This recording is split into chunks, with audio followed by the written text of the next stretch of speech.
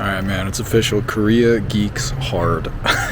I've heard that Koreans know how to party, and I've met them. That's been my personal experience. But the reason I came here is because my grandpa served in the Korean War, and that whole era of like World War II and the reconstruction afterwards is just really fascinating to me. So I wanted to learn about the history, you know, go see the War Memorial Museum and the DMZ, which I already did. But I just got pulled in to go into the bars like I always do, and that went nuts for a Tuesday.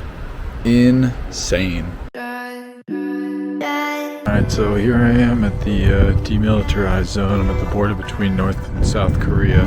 10 likes, I'll make a break for it. No, I'm just playing. It's weird to think that on the other side of the fence in the barbed wire, like not really far from here, is North Korea, where immeasurable suffering is occurring. And over here there's just like gift shops selling like North Korea postcards. It's a little uncomfortable. From 1910 to 1945, the Japanese occupied Korea. At the end of the Second World War, they divided it down the middle, with the Soviets appointing Kim Il-sung in charge of the North, and the US having elections for the South.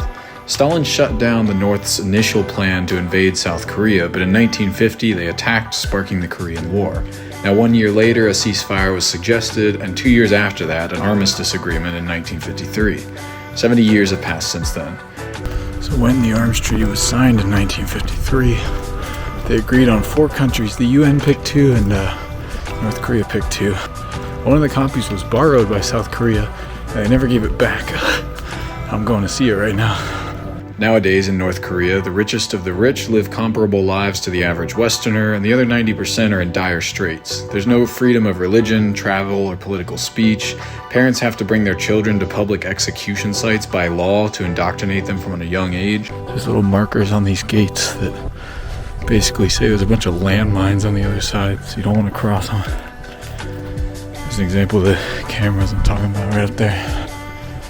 When the armistice agreement was signed, the 2 Koreas agreed to a demilitarized zone surrounding the border, inside which there can be no military activity.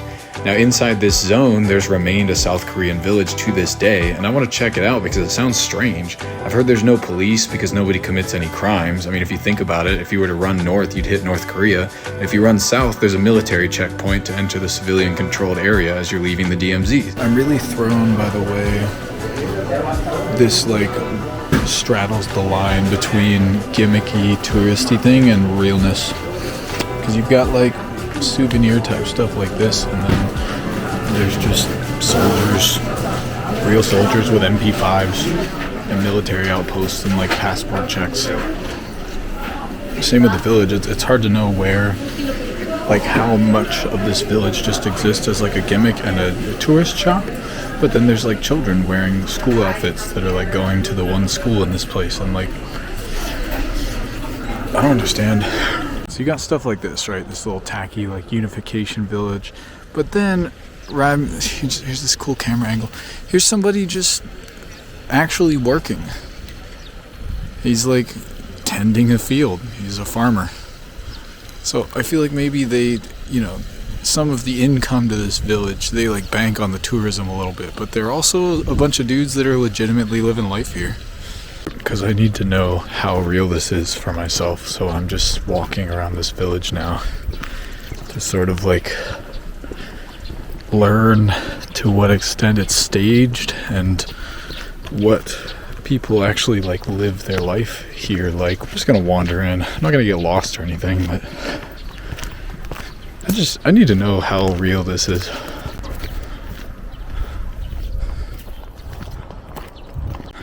So the best I can gather is that this is a legitimate farming village, but it's not as crazy as it seems, because you do have to go through a checkpoint and like have your passport like registered and like, you know, go through like a military check to get in here. But it's not the area within the major fences that you like can't cross beyond, because there's a bunch of landmines and whatnot. It's not in that area. It's just like right on the border of that area. So behind me there's a low fence beyond which people can't pass because of landmines, and then a high fence that marks like the northern barrier that you can't go past, because beyond that fence it's a short walk over to another fence, which if you cross that you're in North Korea. Next we're going way up there. I can't see it from here. Way up there to the observatory where we can actually see through a telescope, look at North Korea.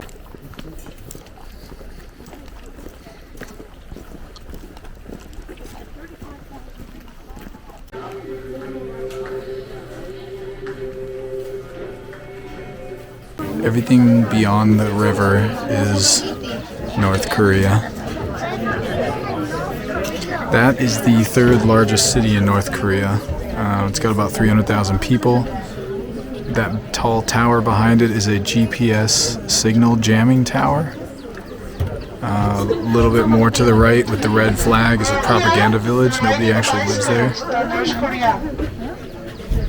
And to the right of that is a real South Korean village right next to the joint security area behind it with the blue towers, or the blue buildings and the gray tower. There's all these like telescopes you can like actually see, just barely, but you can see North Korean people walking around and like riding bikes. I saw a guard in a tower. And of course, in true capitalist fashion, there is a coffee shop in the observatory right next to the military base. So you can sip a latte and watch the North Koreans starve. Right from the window, just sitting in a chair. Oh boy.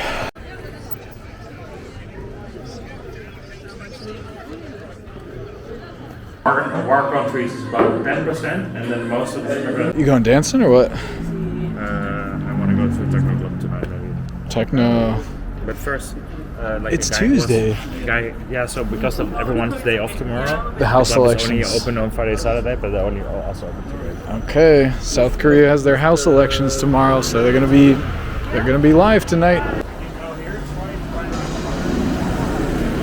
Trying to pick a bar right now. Hey man, it could be a f***ing shack. If they give me a free bottle of vodka, I'll drink on the sidewalk. You kidding me? You can be. So in Japan, you face kind of like some prejudice as a foreigner. You pay more to get into clubs. Sometimes they won't even let you in. Apparently here in South Korea, it is the opposite, which I am liking. You can get into clubs for free if you're foreign with a group, which we are. And the other night they went into a club and the bartender gave them a free like large bottle, like a handle of vodka with mixers for free just because they came in, and I guess it looks good on them to have foreigners. So we've got a Dutch guy, a Swedish guy, a French guy, and an American walk into a bar. Let's see what we get.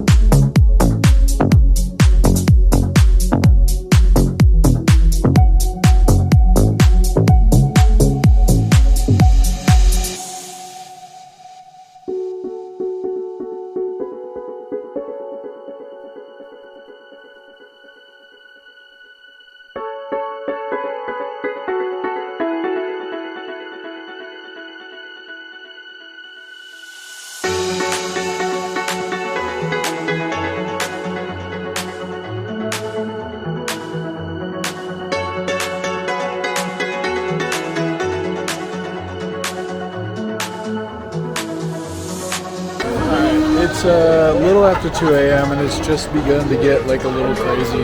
People are like sitting on the street. There've been a couple fights. Like, I don't know if you can. Oh shit! I don't know if you can see. There's some nutty shit going on here. No, you go ahead. It's part of the video. You're the tour guide. It's a part. They're birds, bro. They're all over the place in the street. Look around. It's Bird City, bro. Go talk to her. Go talk to her. Go talk to her. No, I'm shy. Yeah, quit asking where the at then. He's like, as soon as they show up, he's gonna be checking the weather app on his phone. I think it's Tuesday night. Normally it wouldn't be this lit. Right, I wish. Like, I wish I had influencer money, dog. I'm just making a little time capsule of all my trips. And my friends like to watch it, I hope. Anyway, yeah, like I'm talking to him right now. Anyway, it's Tuesday night. I'm talking to my future self. I'm gonna show this to my kids when I'm 60, bro. And they're gonna be like, Dad was a G. It is Tuesday night, but it's lit out here because the house elections are happening Wednesday. Look at my fucking useless guide over here. I'm done, dude. I'm done. I like this. Oh god, that's no good. Shit, careful, man. You good, brother? Get out the street. Get on the sidewalk. Everybody's dancing on everybody. Everybody's making out with everybody. People are like aggressive with it. They're just like going up and grabbing people, man.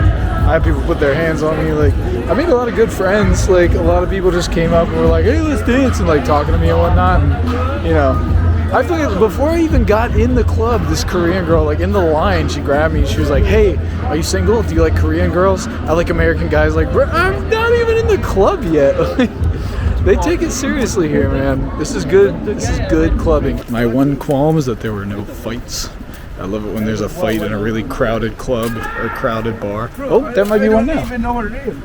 No, it's just someone yelling. That would have been funny. I don't have to worry about it. You either get us home or we're gonna have fun somewhere else. Don't get hit by a car, you one. You don't have a walk sign. He said, trust me, follow me. It's 4:30. Hey, half 5. What the fuck? Is that late or early? Dude, you know that club was open till 11? It's open till 11 a.m. No dude. way. Yeah.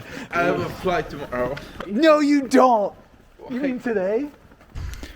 Bro, this hostel is butt cheeks. Look at this. We got these tiny, like, super uncomfortable beds. And they got me sleeping right next to the door on a wooden board. Look at this. It's just a table.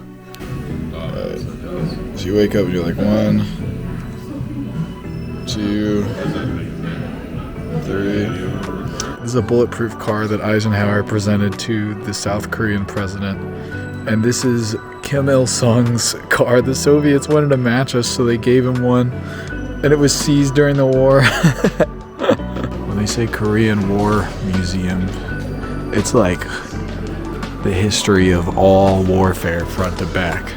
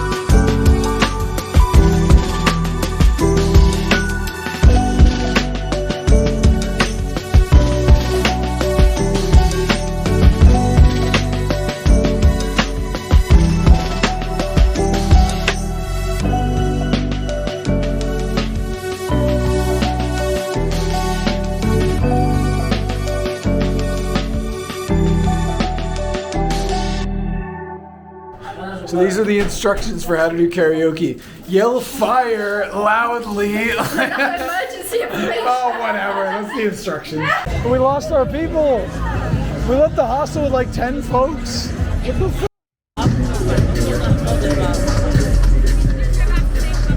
It's Wednesday. Me, here we go.